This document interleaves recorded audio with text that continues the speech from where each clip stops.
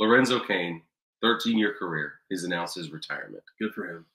The Brewers made sure that he got this 10 years of service time so that he could retain his benefits. Yeah, he gets fully vested. So it's awesome. So a few years ago, I spoke to a supervisor, like a regional supervisor over big league and minor league umpires, and we were asking him about like just getting into the show as a player. He's like, if you get on a big league roster and you get into the big league dugout, you don't have to play, you just have to be on the roster for the day.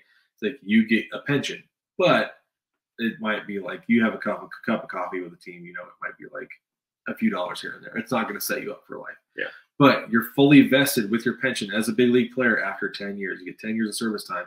So you see sometimes on social media, teams and players will make a really big deal about guys hitting that 10-year service mark time. Like I remember when Kyle Seager reached 10 years, like everybody, like players were congratulating him on Twitter, across Instagram stories, things like that, everything. To me at the time, I was like, a decade, that's a long time. That is a big deal because most guys don't even make free agency, right?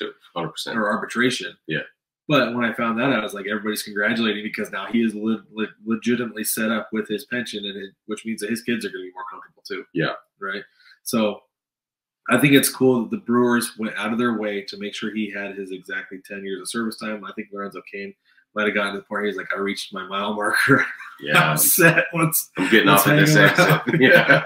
And I think part of it too is he maybe just didn't get a role or an offer that he felt like he was comfortable with at this point, just because he did kind of slide downhill the last couple of years. He did. Which was unfortunate. But no, I think it took a lot of self-awareness and the fact that, like I said, he hit that milepost and he was like, I can comfortably do this now. Yeah. So good for him. It's really cool.